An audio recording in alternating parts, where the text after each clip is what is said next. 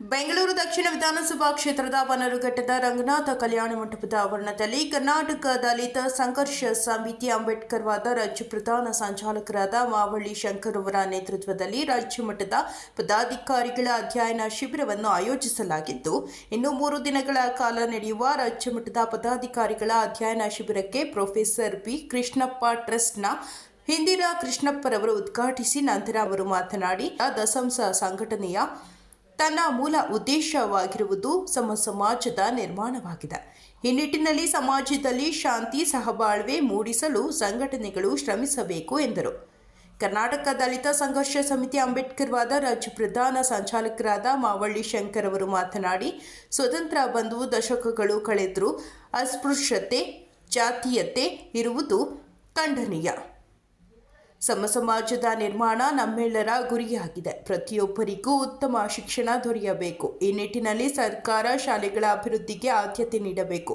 ಸಂಘಟನೆಯಲ್ಲಿನ ಪದಾಧಿಕಾರಿಗಳಿಗೆ ಶಿಕ್ಷಣ, ಹೋರಾಟ ಮತ್ತು ಸಂಘಟನೆಯ ಮಹತ್ವ ತಿಳಿಸಲು ರಾಜ್ಯ ಮಟ್ಟದ ಪದಾಧಿಕಾರಿಗಳ ಅಧ್ಯಯನ ಶಿಬಿರ ಆಯೋಜಿಸಲಾಗಿದೆ ಎಂದು ಹೇಳಿದರು.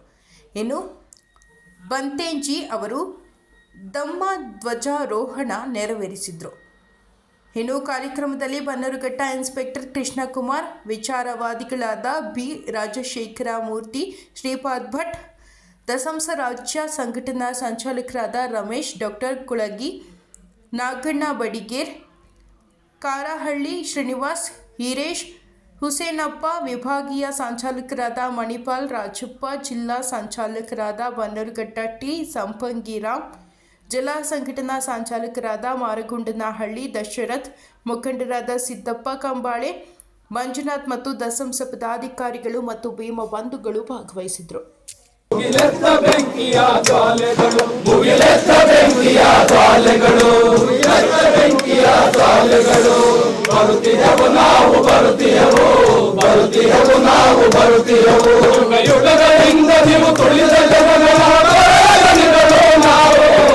ಅಸಮಾನತೆಯನ್ನು ಸುಟ್ಟು ಬಿಡಲು ಮುಗಿಲೆದ್ದ ಬೆಂಕಿಯ ಜ್ವಾಲೆಗಳು, ಮುಗಿಲೆದ್ದ ಬೆಂಕಿಯ ಜ್ವಾಲೆಗಳು.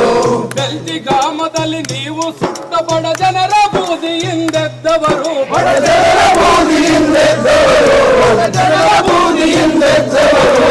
ಪಂತನಗರದಲ್ಲಿ ಕೂಲಿ ಜನಗಳ ಬಸಿದ ನೆತ್ತರ ಬಾಂಬುಗಳಾಗಿ, ಬಸಿದ ನೆತ್ತರ ಬಾಂಬುಗಳಾಗಿ, ಬಸಿದ ನೆತ್ತರ ಬಾಂಬುಗಳಾಗಿ ಬೆಳೆದು ಬಂದಿಹಾದೀರರು, ಬೆಳೆದು ಬಂದಿಹಾದೀರರು. ಬರುತ್ತೀಯವು ನಾವು ಬರುತ್ತೀಯವು, ಬರುತ್ತೀಯವು ನಾವು ಬರುತ್ತೀಯವು. ಯುಗ ಯುಗಗಳಿಂದ ನೀವು ತುಳಿದ ಜನಗಳ ನಾವು ಅಸಮಾನತೆಯನ್ನು ಸುಟ್ಟು ಬಿಡಲು ಮುಗಿಲೆದ್ದ ಬೆಂಕಿಯ ಜ್ವಾಲೆಗಳು, ಮುಗಿಲೆದ್ದ ಬೆಂಕಿಯ ಜ್ವಾಲೆಗಳು. ಹಸಿದ ಜನಗಳ ಬೆವರ ಮೊಗಗಳ ನೊಂದವರ ಜಯ ನೋವಿನ ಕೂಗು, ನೊಂದವರ ಜಯ ನೋವಿನ ಕೂಗು, ನೊಂದವರ ಜಯ ನೋವಿನ ಕೂಗು. ನಮ್ಮನ್ನು ನಡೆಸುವ ಸಿದ್ಧಾಂತ ಕೂಲಿ ಜನಗಳ ಗೋಳು ತಡೆಯಲು ನಡೆದಿದೆ ನಮ್ಮಯ ಹೋರಾಟ, ನಡೆದಿದೆ ನಮ್ಮಯ ಹೋರಾಟ, ನಡೆದಿದೆ ನಾವು ಬರುತ್ತೀಯವು, ಬರುತ್ತೀಯವು ನಾವು ಬರುತ್ತೀಯವು. ಯುಗ ಯುಗಗಳಿಂದ ನೀವು ತುಳಿದ ಜನಗಳ ಪರಳದನಿಗಳು ನಾವು, ಅಸಮಾನತೆಯನ್ನು ಸುಟ್ಟು ಬಿಡಲು ಮುಗಿಲೆದ್ದ ಬೆಂಕಿಯ ಜ್ವಾಲೆಗಳು, ಮುಗಿಲೆದ್ದ ಬೆಂಕಿಯ ಜ್ವಾಲೆಗಳು.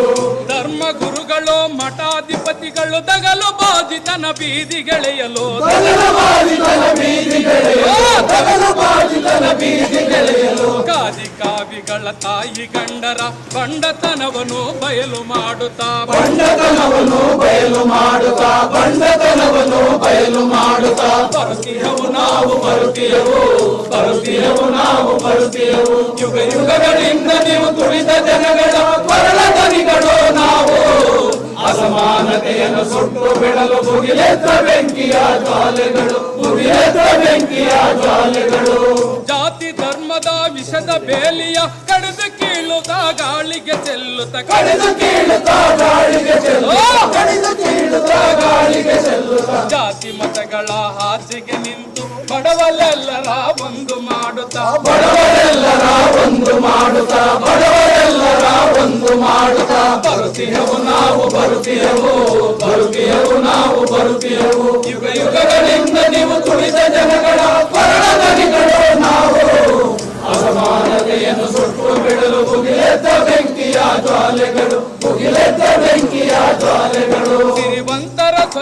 ಭದ್ರಕೋಟೆಗೆ ಬರಸಿಡಿಲಾಗಿ ಬಂದೆವು ನಾವು ಬರಸಿಡಲಾಗಿ ಬಂದೆವು ನಾವು ಬರಸಿಡಲಾಗಿ ಬಂದೆವು ನಾವು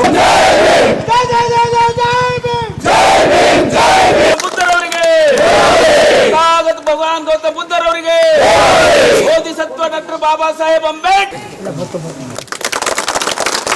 ಕಾಗದ ಭಗವಾನ್ ಗೌತಮ ಬುದ್ಧರವರಿಗೆ ಕಾಗದ ಭಗವಾನ್ ಗೌತಮ ಬುದ್ಧರವರಿಗೆ ಬೋಧಿಸತ್ವ ಡಾಕ್ಟರ್ ಬಾಬಾ ಸಾಹೇಬ್ ಅಂಬೇಡ್ಕರ್ ಅವರಿಗೆ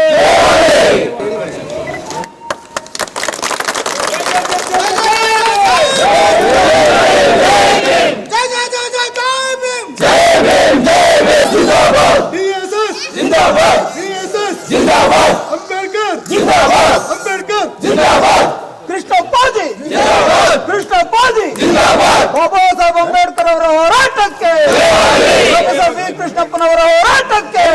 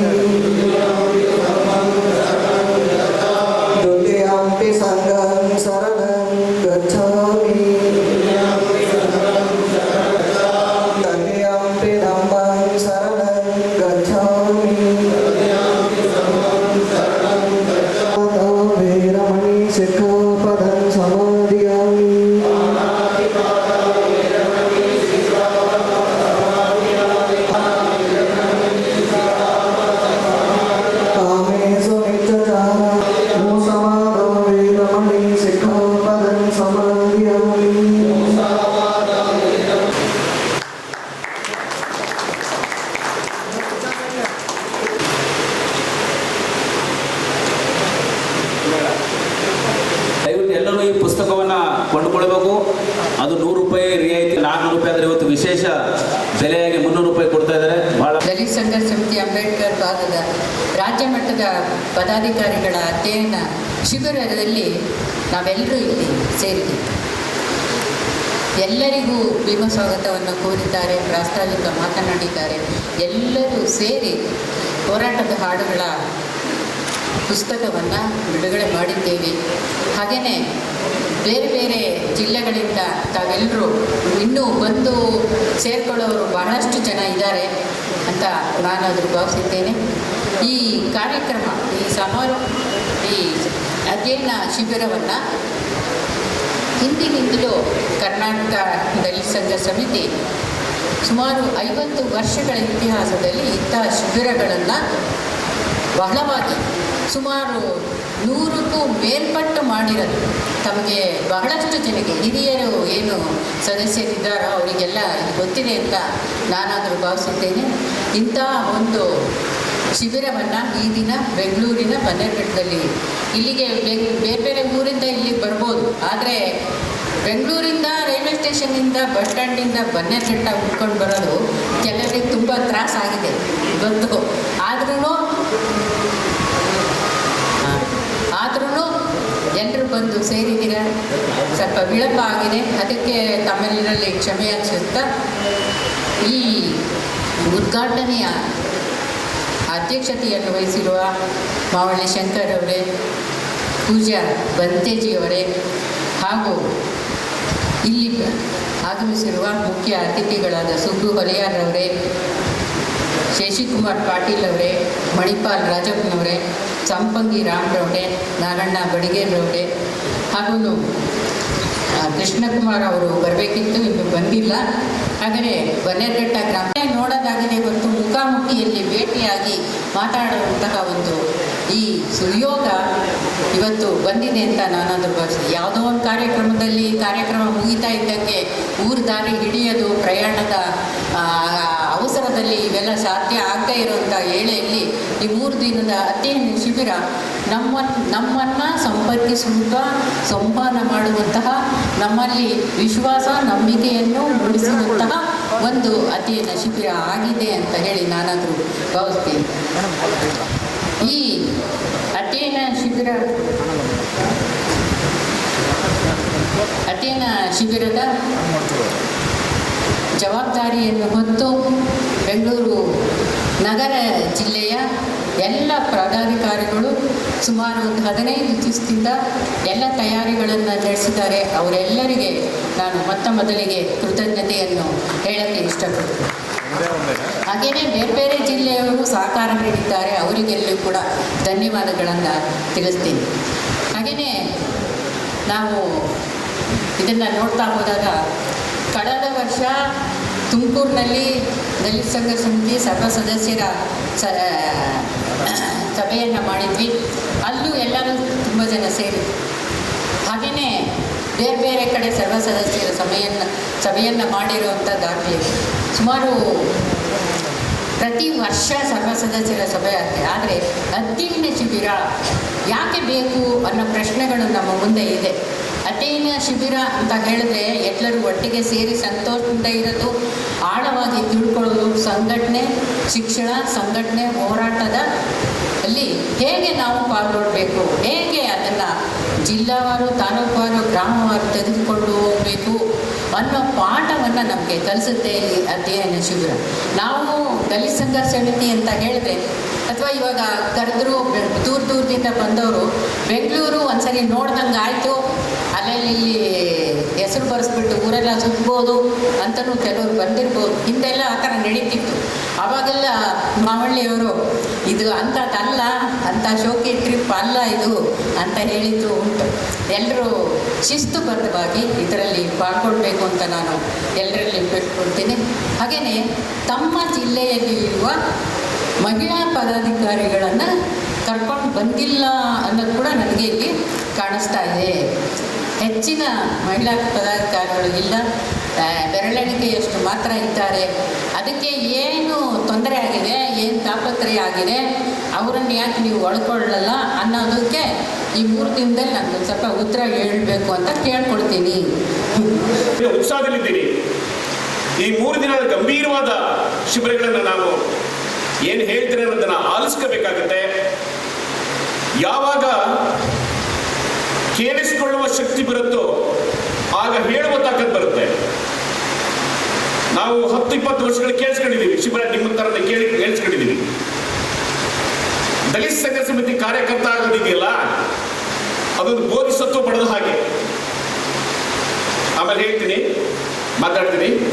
ಬಹಳ ಮುಖ್ಯವಾಗಿ ಶಂಕರಣ್ಣರು ಮತ್ತು ಗೆಳೆಯರೆಲ್ಲ ಸೇರಿ ಒಂದು ಅಮೂಲ್ಯವಾದ ಶಿಬಿರವನ್ನು ಏರ್ಪಡಿಸಿದರೆ,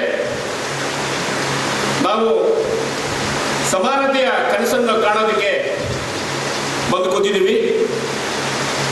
ಬಾಬಾ ಸಾಹೇಬರ ನಿರಂತರ ಹೋರಾಟದಿಂದ ಮತ್ತು ನಮ್ಮ ಎಲ್ಲ ಹಿರಿಯರ ಫೋಟೋಗಳಿಗೆ ಕಾಣಿಸ್ತಾ ಇದೆ. ಅವರೆಲ್ಲರ ಸ್ಫೂರ್ತಿ ಮತ್ತು ಪ್ರೇರಣೆ ನಮ್ಮನ್ನು ತಂದು ಇಲ್ಲಿ ಕೂರ್ತಿದೆ. ಎಲ್ಲರ ಬಿಡುಗಡೆಯಲ್ಲಿ ನಮ್ಮ ಬಿಡುಗಡೆ ಅಂತ ನಮ್ಮ ಡಾಕ್ಟರ್ ಸಿದ್ಧಲಿಂಗಿಯವರು ಹೇಳಿದರು. ಅಂತಹ ಬಿಡುಗಡೆಯನ್ನ ಕಳೆದ 7 ದಶಕಗಳಿಂದ ನಾವು ನಿರಂತರವಾಗಿ ಪ್ರಯತ್ನ ಮಾಡ್ತಿದ್ವಿ. ಈ 50 ವರ್ಷಗಳಲ್ಲಿ ನಮ್ಮ ನಡೆಗೆ, ನಮ್ಮ ಪಾದ ಮತ್ತು ಮೆದುಳಿಗೆ ಆಗಿರುವ ನೋವು ಗಾಯಗಳು ಅದು ಅಸಂಖ್ಯಾತ, ಅದು ಹೇಳಲಿಕ್ಕೆ ಆಗಲ್ಲ. ಕೋಟೆಗಳಲ್ಲಿ ರಾಮಯ್ಯ ಹೇಳಿದೆ, ಕೋಟಿ ಕೋಟಿ ಬಾಧೆಗಳಲ್ಲಿ ಲಕ್ಷಾಂತರ ನೋವುಗಳಲ್ಲಿ ಏನೋ ಮಾತನ್ನ ನಾವು ಮತ್ತೆ ಮತ್ತೆ ಹೇಳಬೇಕಾದಾಗತ್ತೆ ಅನ್ನೋ ಬಹಳ ಬೇಸರ ಆಗುತ್ತೆ. ಯಾಕೆಂದ್ರೆ ಈ ಅಸ್ಪೃಶ್ಯತೆಯ ನೋವು ಗೋಳು, ನಮ್ಮ ಆರ್ಥಿಕ ಸಮಸ್ಯೆ, ಸಾಮಾಜಿಕ ಸಮಸ್ಯೆ, ಶೈಕ್ಷಣಿಕ ಸಮಸ್ಯೆ ನಿರಂತರವಾಗ್ತಿದ್ದಾವೆ. ರಾಮಯ್ಯ ಒಂದು ಮಾತನ್ನ ಗದ್ದಾರ್ ಕಾರ್ಯಕ್ರಮದಲ್ಲಿ ಒಂದು ಮಾತು ಹೇಳಿದ್ರು. ಈಗ ಮೇಡಮ್ ಅವರು ಹೇಳ್ತಿದ್ರು, ಬಗರುಕೊಮ್ಮ ಚಳವಳಿಗೆ ಸಂಬಂಧಪಟ್ಟಂಗೆ ಈಗ ಜಾಗನೇ ಇಲ್ಲ ಅಂತ, ಆಕಾಶದಲ್ಲಿ ಜಾಗ ಕೇಳಬೇಕಾಗಿದೆ ಅಂತ. ಈಗ ನಮಗೆ ಜಾಗನೇ ಇಲ್ಲ ಆಗಿದೆ. ನಮಗೆ ಸ್ಥಳ 1 ಎಕರೆ 2 ಎಕರೆ ಮನೆ ಕಟ್ಟಲು ಜಾಗ ಇಲ್ಲ, ನಾವು ಸತ್ರ ಬಿಡೋದು ಜಾಗ ಇಲ್ಲ ಅಂತ ಗಂಭೀರವಾದ ಪರಿಸ್ಥಿತಿಯಲ್ಲಿ ನಾವು ಇವತ್ತಿದ್ದೀವಿ. ಈ ವೈದಿಕಶಾಹಿ ಬಂಡವಾಳಶಾಹಿಗಳು ನಮ್ಮನ್ನ ಅತ್ಯಂತ ಕಡೆಗಣಿನಿಂದ ನೋಡ್ತಾ ಇದ್ದೇವೆ. ಇರಲಿ, ಈ ಸಭೆಯನ್ನ ಉದ್ಘಾಟನೆ ಮಾಡಿದ್ದೀವಿ. ನನಗೆ ಬಹಳ ಸಂತೋಷ ಆಯಿತು. ನಾನು ತುಂಬ ತಡವಾಗಿ ಬಂದೆ ಅಂತ ಹೇಳಿ ನನಗೆ ಸ್ವಲ್ಪ ಬೇಸರ ಆಗಿತ್ತು. ಯಾವ ನಮ್ಮ ಬೌದ್ಧ ಬಾವುಟವನ್ನು ಹಾರಿಸುವ ಮೂಲಕ ನೀಲಿ ಬಾವುಟವನ್ನು, ಅದೊಂದು ಬಹಳ ಯೂನಿವರ್ಸಲ್ ಆದ ಬಾವುಟ, ಅದು ನೀಲಿ, ಒಂದು ವಿಶಾಲವಾದ, ಅಲ್ಲಮ ಹೇಳಿದ ಬಯಲನ್ನು ಬಿತ್ತಿ ಅಂತ ಹೇಳ್ತಾರೆ, ಒಂದು ವಿಶಾಲವಾದ ಅರ್ಥವನ್ನು ಸೂಚಿಸುವ ಬಾಬಾ ಸಾಹೇಬರು ಸಂಕೇತ ಕೊಟ್ಟ ಆ ನೀಲಿ ಬಾವುಟ ನಮ್ಮ ಹೆಗಲ ಮೇಲಿದೆ, ನಮ್ಮ ಆಕಾಶದಲ್ಲಿದೆ. ಅಂತಹ 2 ಬಾವುಟಗಳನ್ನ ನಮ್ಮೆಲ್ಲ ಹಿರಿಯರು ಬಹಳ ಉತ್ತಮವಾದ ಮತ್ತು ಬಹಳ ನೊಂದವರಿಗೆ ಆಸರೆ ಆಗಿರುವಂಥ ಒಂದು ಸಂಘಟನೆ. ಸೊ ಈ ಸಂಘಟನೆಯನ್ನು ನಮ್ಮ ಶೇಖರ್ ಸಾಹೇಬರು ಭಾಳ ಉತ್ತಮವಾಗಿ, ಭಾಳ ಒಂದು ಶಿಸ್ತುಬದ್ಧವಾಗಿ ಮುನ್ನಡೆಸ್ತಾ ಇದ್ದಾರೆ. ಸೊ ಈ ಒಂದು ಸಂಘಟನೆಯಿಂದ ಈ ಒಂದು ಶಿಬಿರ ಭಾಳ ಉಪಯೋಗ ಆಗುತ್ತೆ. ಸೊ ಎಲ್ಲ ಕಾರ್ಯಕರ್ತರು ಈ ಒಂದು ಶಿಬಿರದಲ್ಲಿ ಭಾಗವಹಿಸಿ, ಇದರಲ್ಲಿ ಭಾಳ ಮುಖ್ಯ ಅತಿಥಿಗಳಿದ್ದಾರೆ. ಭಾಳ ಒಳ್ಳೊಳ್ಳೆ ಮೇಧಾವಿಗಳು, ಸಾಹಿತಿಗಳೆಲ್ಲ ಇದರಲ್ಲಿ ಬರ್ತಾ ಇದ್ದಾರೆ. ಸೊ ಅವರು ಕೊಡುವಂಥ ಸಲಹೆಗಳನ್ನ ಪಡೆದುಕೊಳ್ಳಿ. ಸೊ ನಿಮ್ಮ ಚಳುವಳಿಗೆ ಮುಂದೆ ಮತ್ತು ಸಂವಿಧಾನದ ಬಗ್ಗೆ ಭಾಳ ವಿವರವಾಗಿ ತಿಳಿಸ್ಕೊಡುವಂಥ ಒಂದು ಶಿಬಿರ ಅಂತ ಅಂದ್ಕೊಂಡಿದ್ದೀವಿ. ಸೊ ಎಲ್ಲರಿಗೂ ಒಳ್ಳೆಯದಾಗಲಿ. ಈ ಒಂದು ಸಭೆಗೆ ನನ್ನ ಕರೆದು ಇಲ್ಲಿ ಮಾತಾಡಲು ಅವಕಾಶ ಕೊಟ್ಟ ಎಲ್ಲರಿಗೂ ಒಂದಸ್ತಾ 1-2 ಮಾತುಗಳನ್ನು. ಅಧ್ಯಯನ ಶಿಬಿರಕ್ಕೆ ಮುಖ್ಯ ಅತಿಥಿಗಳಿಗೆ ಆಯ್ಕೆಯಾಗಿ ಬಂದಿರತಕ್ಕಂಥ ವೇದಿಕೆಯಲ್ಲಿರತಕ್ಕಂಥ ಎಲ್ಲ ಹಿರಿಯರೇ ಹಾಗೂ ನನ್ನ ಗುರುಗಳಾದಂಥ ಶಂಕರಣ್ಣನವರೇ,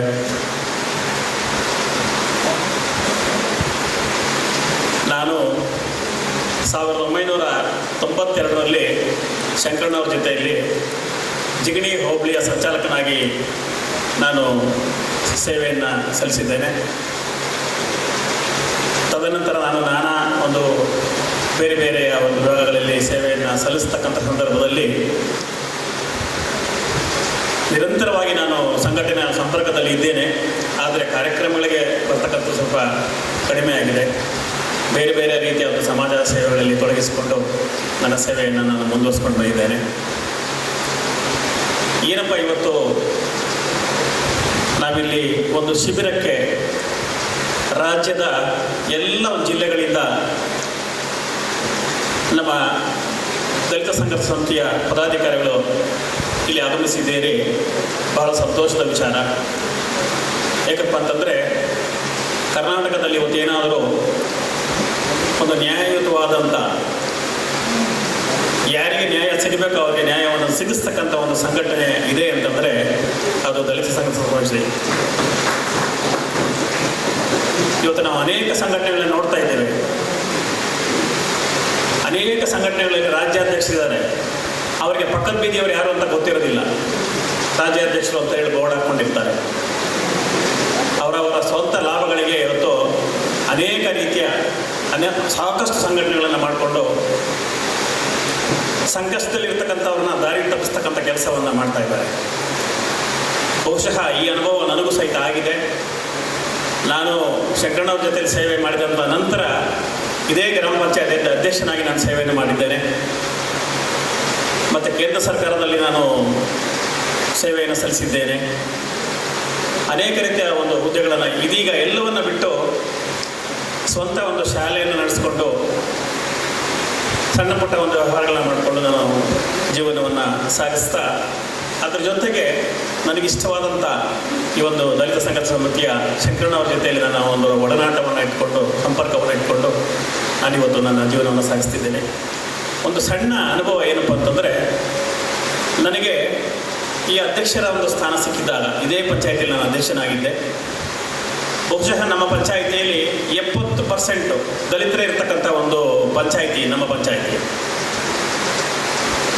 ಆದರೆ ನನಗೆ ಒಬ್ಬ ದಲಿತನಾಗಿ ಕಷ್ಟ ಸುಖಗಳನ್ನು ಅರ್ಥಕೊಂಡು ಕಷ್ಟದಲ್ಲಿರ್ತಕ್ಕಂಥವ್ರಿಗೆ ಪಂಚಾಯಿತಿಯಿಂದ ಯಾವ ಒಂದು ಸಹಕಾರವನ್ನು ನಾವು ಮಾಡಬಹುದು ಅಂತ ಒಂದು ಸಹಕಾರವನ್ನು ನಾವು ಮಾಡುವಂಥ ಸಂದರ್ಭದಲ್ಲಿ ಅದಕ್ಕೆ ಅಡಚಣೆಯಾಗಿ ನಾವು ಮಾಡ್ತಕ್ಕಂಥ ಸೇವೆಗಳನ್ನು ಸ್ಥಗಿತಗೊಳಿಸ್ತಕ್ಕಂಥ ಒಂದು ಕೆಲಸವನ್ನು 70% ದಲಿತರಿರ್ತಕ್ಕಂಥ ಪಂಚಾಯಿತಿ ಮತ್ತು 70% ಸದಸ್ಯರಿರ್ತಕ್ಕಂಥ ಒಂದು ಪಂಚಾಯಿತಿಯಲ್ಲಿ ನನ್ನನ್ನು ಬಲಾಢ್ಯರ ಜೊತೆಯಲ್ಲಿ ಸೇರಿಕೊಂಡು ಹಣವಂತರ ಜೊತೆ ಸೇರಿಕೊಂಡು ಕೈ ಜೋಡಿಸಿ ಇಳಿಸ್ತಕ್ಕಂಥ ಒಂದು ಕೆಲಸವನ್ನು ಮಾಡಿದರು. ಬಹುಶಃ ನಾವು ಅರ್ಥಕೋಬೇಕು, ನಾವು ಎಲ್ಲಿದ್ದೇವೆ, ನಮ್ಮ ಸ್ಥಾನ ಯಾವುದು, ನಾವು ಯಾರು, ನಾವು ಯಾವ ತೊಂದರೆಗಳನ್ನು ಅನುಭವಿಸ್ತಿದ್ದೇವೆ, ನಾವು ಯಾರಿಂದ ತೊಂದರೆಗಳನ್ನು ಅನುಭವಿಸ್ತಿದ್ದೇವೆ. ಅವಕಾಶಗಳನ್ನು ನಾವು ಗಳಿಸ್ಕೊಳ್ಳೋದಕ್ಕೆ ಪ್ರಾರಂಭ ಮಾಡಿದ್ದೀವಿ. ಸೊ ವಿಶೇಷವಾಗಿ ಈ ಭಾಗದಲ್ಲಿ ಮಾಡಬೇಕು ಅಂತ ಹೇಳಿ ತೀರ್ಮಾನ ಮಾಡಿದ್ದು, ಇಲ್ಲಿನ ವಾತಾವರಣ ಇದು ಒಂದು ಕಾಡು ಪ್ರದೇಶ, ಒಂದು ವನರಾಶಿ ಇರುವಂಥ ಜಾಗ, ಮತ್ತು ವಿಶ್ವವಿಖ್ಯಾತವಾದಂಥ ಉದ್ಯಾನವನ ಇದೆ. ಸೊ ಅಲ್ಲಿ ಆ ಉದ್ಯಾನವನ ಇದೆ ಅನ್ನೋ ಕಾರಣಕ್ಕೆ ಮಾಡಿದ್ದಲ್ಲ ಇದು. ದಲಿತ ಚಳವಳಿ ಒಂದು ಭಾಗದಲ್ಲಿ ಒಂದು ಶಿಬಿರ ಮಾಡ್ತಾ ಇದೆ ಅಂದರೆ ಅಲ್ಲಿ ಇರುವಂಥ ಕಾರ್ಯಕರ್ತರಿಗೆ ಒಂದು ಉತ್ಸಾಹ ಬರಬೇಕು, ಅವರಿಗೆ ಇನ್ನಷ್ಟು ಇಮ್ಮಡಿ ಚಳವಳಿಯ ಬಗ್ಗೆ ಅಗಾಧವಾದಂತಹ ಬಲ ಬರಬೇಕು. ಮತ್ತು ಎಲ್ಲರೂ ಕೂಡ ಇಡೀ ರಾಜ್ಯದ ಬೀದರ್ನಿಂದ ಹಿಡಿದು ಕರಾವಳಿ ಭಾಗದ ಮತ್ತು ಮಧ್ಯ ಕರ್ನಾಟಕದ ಹಳೆ ಮೈಸೂರು ಭಾಗ ಎಲ್ಲರ ಒಳಗೊಳ್ಳುವಾಗೆ ನಮ್ಮ ಎಲ್ಲ ಇಡೀ ಕಾರ್ಯಕರ್ತರು ಪದಾಧಿಕಾರಿಗಳ ತಂಡ ತಾವಿಲ್ಲಿ ಬಂದಿದ್ದೇವೆ. ಇಲ್ಲಿ ಯಾರೂ ಸಾಮಾನ್ಯರಲ್ಲ. ಯಾಕೆ ನಾವು ಕೇವಲ ಪದಾಧಿಕಾರಿಗಳಿಗೆ ಇದನ್ನು ಮಿತಿಗೊಳಿಸಿದ್ವಿ? ಇದು ಒಂಥರ ಕ್ರಿಮಿ ಲೇಯರ್ ಇದ್ದಂಗಿದ್ದು. ಈ ಕ್ರಿಮಿ ಲೇಯರು ಮುಂದೆ ಏನೆಲ್ಲ ಮಾಡಬೇಕು ಅನ್ನೋದರ ಬಗ್ಗೆ ಒಂದು ತಲಸ್ಪರ್ಶಿಯಾಗಿ ನಾವು ಚರ್ಚೆಯನ್ನು ಮಾಡಬೇಕಾಗಿದೆ. ಈಗಾಗಲೇ ಬೆಳಗ್ಗೆ ಮಾತನಾಡಬೇಕಾಗಿದ್ದಂಥ ನಮ್ಮ ಲೇಖಕರು, ಬರಹಗಾರರು ರಾಜಶೇಖರ್ ಮೂರ್ತಿಯವರು ಬಂದಿದ್ದಾರೆ. ನಮ್ಮ ಹಿರಿಯ ಲೇಖಕರು, ಚಿಂತಕರು ಶ್ರೀಪಾದ್ ಭಟ್ರು ಬಂದಿದ್ದಾರೆ.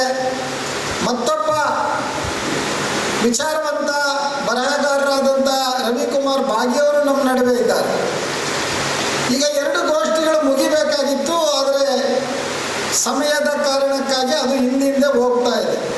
ಸೊ ಅವರು ಕೂಡ ಇವತ್ತು ನಮ್ಮ ಜೊತೆಯಲ್ಲಿ ಇರ್ತಾರೆ ಅನ್ನುವಂಥ ಮಾತನ್ನು ಈ ಸಂದರ್ಭದಲ್ಲಿ ಹೇಳ್ತಾ, ನಾವು ಇವತ್ತು ಬಂದಿರುವಂಥ ಪದಾಧಿಕಾರಿಗಳು ಕಾರ್ಯಕರ್ತರಲ್ಲಿ ನಡುವೆ ಅಂಥ ಮಹಾ ವ್ಯತ್ಯಾಸ ಏನಿಲ್ಲ. ಒಂದು ಕಾರಣಕ್ಕಾಗಿ ಒಂದು ಹುದ್ದೆಯನ್ನು ಹೊಂದಿದ್ದೇವೆ ಅಷ್ಟೇ ನಾವು.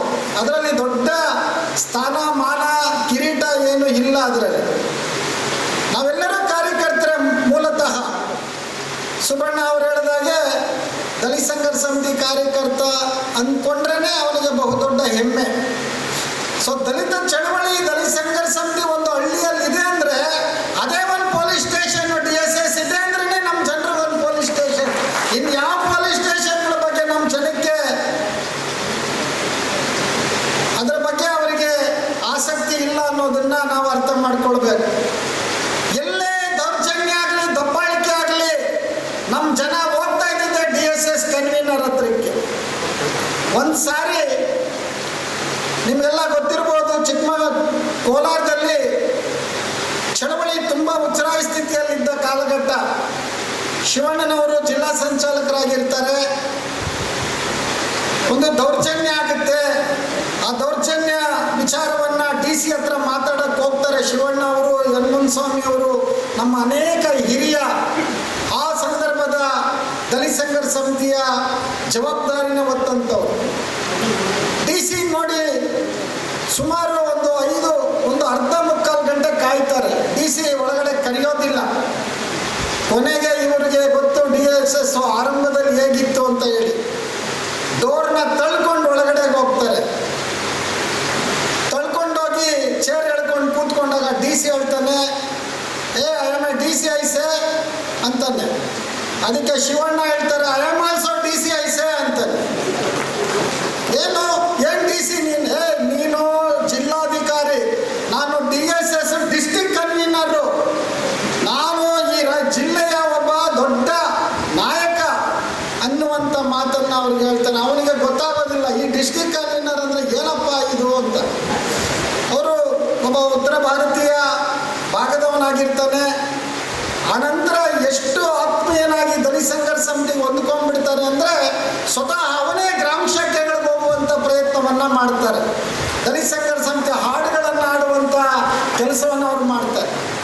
ಮದನ್ ಗೋಪಾಲ್ ಅನ್ನುವಂಥ ಒಬ್ಬರು ನಿಮಗೆ ಗೊತ್ತಿರ್ಬೋದು, ಅವರು ಬಹುದೊಡ್ಡ ಅಧಿಕಾರಿ. ಅವರು ಪ್ರೊಬೆಷನರಿ AC ಆಗಿ ಕರ್ನಾಟಕಕ್ಕೆ ಬಂದು ನಂಜನಗೂಡಲ್ಲಿ ಇರ್ತಾರೆ. ಅವರು ಆರಂಭದಲ್ಲಿ ತೆಲುಗು, ಅವರು ಆಂಧ್ರ ಮೂಲತಃ. ಅವರಿಗೆ ಸ್ವಲ್ಪ ಈ ಹೋರಾಟ, ಗದ್ದರು ಅವರೆಲ್ಲ ಪರಿಚಯ ಇರುತ್ತೆ. ಸೊ ದಲಿತ ಸಂಘರ್ಷ ಸಮಿತಿ ಹಳ್ಳಿಗಳಿಗೆ ಹೋಗೋದನ್ನು ಅವರು ಕೇಳ್ಕೊಳ್ತಾರೆ, ಇಲ್ಲಿ ಯಾವ ಸಂಘ ಇದೆ ಅಂತೇಳಿ. ಇಲ್ಲಿ ದಲಿತ DSS ಅಂತ ಇದೆ, ಅವರು ಹಳ್ಳಿಗಳಿಗೆ ಹೋಗಿ ಹಳ್ಳಿ ಜನರ ನಡುವೆ ಕೆಲಸಗಳನ್ನು ಮಾಡ್ತಾ ಇದ್ದಾರೆ ಅಂದಾಗ ಸಂಜೆ ಕೆಲಸ ಮುಗಿದ ಮೇಲೆ ಸ್ವತಃ ಮದನ್ ಗೋಪಾಲ್ ಬ್ಯಾಗ್ ಹಾಕ್ಕೊಂಡು ಹಳ್ಳಿಗಳಿಗೆ ಅವ್ರ ಜೊತೆ ಹೋಗೋಕ್ಕೆ ಆರಂಭ ಮಾಡ್ತಾರೆ. ಹೋಗಿ ತಮಟೆ ಹೊಡ್ಕೊಂಡು ಅಲ್ಲೇ ಮನೆಯ ಕತ್ತಾಲೆ ಅನ್ನೋ ಹಾಡುಗಳನ್ನು ಆಡೋಕ್ಕೆ ಶುರು ಮಾಡಿಬಿಡ್ತಾರೆ.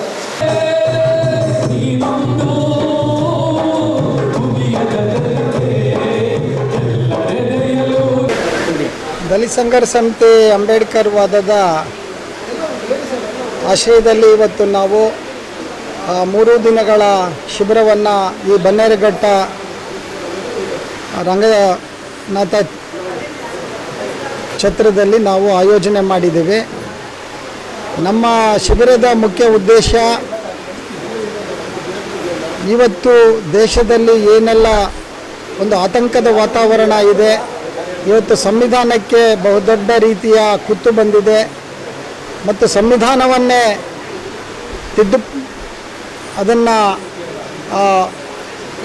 ತಿರುಚುವ ಒಂದು ಬಹುದೊಡ್ಡ ಪ್ರಯತ್ನ ಈ ದೇಶದಲ್ಲಿ ನಡೀತಾ ಇದೆ. ಜೊತೆಗೆ ಬಡವರು ಹೆಚ್ಚು ಬಡತನವನ್ನು ಅನುಭವಿಸ್ತಾ ಇದ್ದಾರೆ. ನಿರುದ್ಯೋಗದ ಸಮಸ್ಯೆ ಇವತ್ತು ಉಲ್ಬಣ ಆಗ್ತಾ ಇದೆ. ಆದರೂ ಕೂಡ ಧರ್ಮದ ಹೆಸರಿನಲ್ಲಿ ಇವತ್ತು ದೇಶವನ್ನು ವಂಚಿಸುವ ಕೆಲಸವನ್ನು ಕೆಲವರು ಮಾಡ್ತಾ ಇದ್ದಾರೆ. ಈ ಹಿನ್ನೆಲೆಯಲ್ಲಿ ಕಾರ್ಯಕರ್ತರಲ್ಲಿ ಒಂದು ಬೌದ್ಧಿಕ ಚಿಂತನೆ ಬೆಳಿಬೇಕು, ಒಂದು ವೈಚಾರಿಕ ಪ್ರಜ್ಞೆ ಬೆಳಿಬೇಕು ಅನ್ನೋ ಕಾರಣಕ್ಕೆ ಈ ರೀತಿಯ ಶಿಬಿರಗಳನ್ನು ನಾವು ಆಯೋಜನೆ ಮಾಡಿದ್ದೇವೆ. ಇವತ್ತು ರಾಜ್ಯದ ಎಲ್ಲ ಜಿಲ್ಲೆಗಳಿಂದ ಬೀದರ್ನಿಂದ ಹಿಡಿದು ಇವತ್ತು ಇಡೀ ರಾಜ್ಯದ 29 ಜಿಲ್ಲೆಗಳಿಂದ ಇವತ್ತು ನಮ್ಮ ಪದಾಧಿಕಾರಿಗಳು ಮಾತ್ರ ಬಂದಿದ್ದಾರೆ. ಯಾರು ಜಿಲ್ಲೆಗಳನ್ನು ಇವತ್ತು ಮುನ್ನಡೆಸ್ತಾ ಇದ್ದಾರೆ, ಜಿಲ್ಲಾ ಪದಾಧಿಕಾರಿಗಳಾಗಿದ್ದಾರೆ, ಅವ್ರಿಗಷ್ಟೇ ಇಲ್ಲಿ ನಾವು ಇವತ್ತು ಇಲ್ಲಿ ಕರೆದಿರೋದು. ಸೊ ಹಾಗಾಗಿ ಈ 3 ದಿನಗಳಲ್ಲಿ ನಾವು ಅನೇಕ ವಿಚಾರಗಳನ್ನು ನಾವು ಇಟ್ಕೊಂಡಿದ್ದೀವಿ. ಇವತ್ತಿನ ವರ್ತಮಾನದ ಸಮಸ್ಯೆಗಳೇನಿದ್ದಾವೆ ಮತ್ತು ಈ ಒಂದು ಚಳುವಳಿಯ ಸಿದ್ಧಾಂತದ ಬಗ್ಗೆ ಅದನ್ನು ಹೇಗೆ ಜನರ ಮುಂದೆ ಕೊಂಡೊಯ್ಯಬೇಕು, ಈ ರೀತಿಯ ವಿಚಾರಧಾರೆಗಳನ್ನು ಇಟ್ಕೊಂಡು ನಾವು ಈ ಶಿಬಿರವನ್ನು ಆಯೋಜನೆ ಮಾಡಿದ್ದೇವೆ.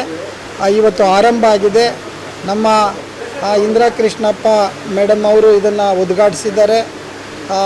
ಖ್ಯಾತ ಕವಿಗಳಾದಂಥ ಸುಬ್ಬು ಒಲೆಯಾರವರು ಕೂಡ ಇವತ್ತು ಈ ಶಿಬಿರದ ಉದ್ಘಾಟನಾ ಕಾರ್ಯಕ್ರಮದಲ್ಲಿ ಭಾಗವಹಿಸಿದ್ದಾರೆ.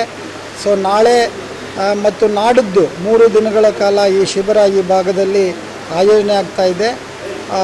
ಒಟ್ಟಾರೆ ಕೊನೆಯ ದಿನ ಕೆಲವು ನಿರ್ಣಯಗಳನ್ನು ನಾವು ಮಾಡಿ ಅದನ್ನು ಮತ್ತೆ ಜನರ ಹತ್ರ ಆ ಹೋರಾಟಗಳಲ್ಲಿ ಅವರನ್ನ ಯಾವ ರೀತಿ ಒಳಗೊಳ್ಳಬೇಕು ಅನ್ನುವಂಥ ವಿಚಾರವನ್ನು ಇಟ್ಕೊಂಡು ಆ ನಂತರ ನಾವು ಮತ್ತಷ್ಟು ಜನರ ಸಮಸ್ಯೆಗಳನ್ನು ಮತ್ತು ಸಂವಿಧಾನ ಕೊಟ್ಟಿರುವಂಥ ಅವಕಾಶಗಳನ್ನು, ಹಕ್ಕುಗಳನ್ನು ಜನರಿಗೆ ಮನವರಿಕೆ ಮಾಡ್ಕೋಬೇಕು. ಹಸಿವು ಅವಮಾನಗಳಿಲ್ಲದ ಮತ್ತು ಜಾತಿರಹಿತ ವರ್ಗರಹಿತ ಸಮಾಜದ ನಿರ್ಮಾಣಕ್ಕೆ ದಲಿತ ಸಂಘರ್ಷ ಸಮಿತಿ ಕಾರ್ಯಕರ್ತರು ಬದ್ಧರಾಗಿ ಕೆಲಸ ಮಾಡ್ತಾರೆ ಅನ್ನುವಂತಹ ಒಂದು ಆಶಯವನ್ನು ಇಟ್ಕೊಂಡು ನಾವು ಈ ರೀತಿಯ ಶಿಬಿರಗಳನ್ನು ನಾವು ಮಾಡ್ತಾ ಇದ್ದೇವೆ. ನಮಸ್ಕಾರ, ನನ್ನ ಹೆಸರು ಇಂದಿರಾ ಕೃಷ್ಣಪ್ಪ ಅಂತ. ನಾನು ದಲಿತ ಸಂಘರ್ಷ ಸಮಿತಿ ರಾಜ್ಯ ಸಮಿತಿಯ ಸದಸ್ಯ ಆಗಿದ್ದೀನಿ. ಪ್ರೊಫೆಸರ್ ಬಿ ಕೃಷ್ಣಪ್ಪನವರ ಮನೆಯವರು ಆಗಿದ್ದೀನಿ. ಈ ಮಹಿಳಾ ದಲಿತ ಸಂಘರ್ಷ ಸಮಿತಿಯ ಈ 3 ದಿನದ ಶಿಬಿರದಲ್ಲಿ ನಾವೆಲ್ಲರೂ ಭಾಗಿಯಾಗಿದ್ದೀವಿ. ಪ್ರತಿ ವರ್ಷ ಅಥವಾ 2 ವರ್ಷಕ್ಕೊಂದ್ಸರಿ ಈ ಥರ ಅಧ್ಯಯನ ಶಿಬಿರವನ್ನು ಮಾಡಬೇಕಾಗುತ್ತೆ. ಯಾಕೆಂದರೆ ಎಲ್ಲ ಸದಸ್ಯರಿಗೂ ದಲಿತ ಸಂಘರ್ಷ ಸಮಿತಿಯ ರಚನೆ, ಅದರ ಆಶಯಗಳು, ಅದರ ಉದ್ದೇಶಗಳು, ಗುರಿಗಳು ಅರ್ಥ ಆಗಬೇಕು. ಹಾಗೂ ಜನರ ಸಮಸ್ಯೆಗಳನ್ನು, ಸವಾಲುಗಳನ್ನು ಹೇಗೆ ತೆಗೆದುಕೊಂಡು ಹೋಗಬೇಕು, ಹೋರಾಟದ ಮೂಲಕ ಜನರ ಬಳಿಗೆ ಹೋಗಬೇಕು ಅನ್ನೋದನ್ನು ಮನದಟ್ಟು ಮಾಡಿಕೊಳ್ಳೋದಕ್ಕೋಸ್ಕರ ಈ ಶಿಬಿರವನ್ನು ಆಯೋಜಿಸಿದೆ. ಹಾಗೆಯೇ ಸರ್ವ ಸದಸ್ಯರು, ರಾಜ್ಯ ಸಮಿತಿಯ ಸದಸ್ಯರು ಜಿಲ್ಲೆಗಳಿಂದ, ಬೀದರಿಂದ ಕೆಳಗಡೆ ದಕ್ಷಿಣ ಕನ್ನಡ ಜಿಲ್ಲೆಯವರೆಗೆ ಇರುವಂತಹ ರಾಜ್ಯ ಸಮಿತಿಯ ಎಲ್ಲ ಪದಾಧಿಕಾರಿಗಳು ಇದರಲ್ಲಿ ಬಂದಿದ್ದಾರೆ. ಹಾಗೆಯೇ 3 ದಿವಸದ ಇದರಲ್ಲಿ ಅಂಬೇಡ್ಕರ್ ವಿಚಾರ, ಪ್ರೊಫೆಸರ್ ಬಿ ಕೃಷ್ಣಪ್ಪನವರ ವಿಚಾರ, ಮಹಿಳೆಯರ ವಿಚಾರ ಹಾಗೂ ವರ್ತಮಾನದಲ್ಲಿ ಶಿಕ್ಷಣ, ಸಂಘಟನೆ, ಹೋರಾಟದ ವಿಚಾರಗಳನ್ನು ಹೇಗೆ ತಾತ್ವಿಕವಾಗಿ, ಸೈದ್ಧಾಂತಿಕವಾಗಿ ತೆಗೆದುಕೊಂಡು ಹೋಗಬೇಕು ಅನ್ನೋದು ಬಹಳ ಮುಖ್ಯವಾದ ವಿಚಾರ. ಹಾಗೆ ದಲಿತ ಸಂಘರ್ಷ ಸಮಿತಿ ಹುಟ್ಟಿ 50 ವರ್ಷಗಳಾದರೂ ಇದನ್ನು ನಡೆಸ್ತಾ ಬಂದಿದೆ. ಸ್ವಾತಂತ್ರ್ಯ ಬಂದು 75 ವರ್ಷ ಆಯಿತು. ಈ ಸಂದರ್ಭದಲ್ಲಿ ನಾವು ಹೇಗೆ ದಲಿತ ಚಳುವಳಿಯನ್ನು ಕೊಂಡೊಯ್ಯಬೇಕು, ಈಗಿನ ಸವಾಲುಗಳ ಮುಂದೆ ತಾಂತ್ರಿಕತೆಯ ಯುಗ ಅಂಥದ್ರಲ್ಲಿ ಹೇಗೆ ಕೊಂಡೊಯ್ಯಬೇಕು ಅನ್ನೋದನ್ನು ಅನೇಕ ವಿಷಯಗಳ ಮೂಲಕ, ಚರ್ಚೆಗಳ ಮೂಲಕ, ಸಮೂಹದ ಮೂಲಕ ನಾವು ಇಲ್ಲಿ ಒಂದು ನಿರ್ಣಯ ತೆಗೆದುಕೊಂಡು ಅದನ್ನು ಕರ್ನಾಟಕದ ಮೂಲೆ ಮೂಲೆಯಲ್ಲೂ ಹೋರಾಟದ ಮೂಲಕ, ಶಿಕ್ಷಣದ ಮೂಲಕ, ಸಂಘಟನೆಯ ಮೂಲಕ ಅನುಷ್ಠಾನ ಮಾಡಲು ನಾವೆಲ್ಲರೂ ಇಲ್ಲಿ ಬದ್ಧರಾಗಿ ಇಲ್ಲಿದ್ದೀವಿ. ಇವರೆಲ್ಲ ದಲಿತ ಮಹಿಳಾ ಒಕ್ಕೂಟದ ಸದಸ್ಯರಾಗಿದ್ದಾರೆ. ಅವರೆಲ್ಲರೂ ನಮ್ಮೊಟ್ಟಿಗೆ ಇದ್ದಾರೆ. ಅನೇಕ ಊರುಗಳಿಂದಲೂ ಕೂಡ ಮಹಿಳೆಯರು ಇದರಲ್ಲಿ ಭಾಗವಹಿಸೋದು ಬಹಳ ಮುಖ್ಯವಾದ ವಿಷಯ. ಅಂಬೇಡ್ಕರ್ ಕಾಲದಿಂದಲೂ ಇದನ್ನು ಹೇಳ್ತಾ ಬಂದರು, ಮಹಿಳೆಯರ ಭಾಗವಹಿಸುವಿಕೆಯಲ್ಲಿ ಯಾವ ಚಳುವಳಿಯೂ ಯಶಸ್ವಿ ಆಗಲ್ಲ ಅಂತ.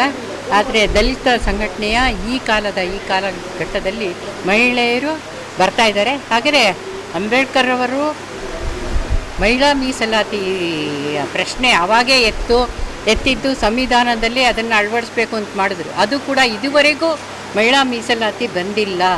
ಅದನ್ನು ನಾವು ಗಮನದಲ್ಲಿ ಇಟ್ಕೊಂಡು ಮಹಿಳೆಯರ ಒಗ್ಗೂಡುವಿಕೆ ಬಹಳ ಪ್ರಮುಖ ಅನ್ನೋದನ್ನು ಗಮನಿಸಿ ಇಲ್ಲೆಲ್ಲರೂ ಸೇರಿದ್ದೀವಿ.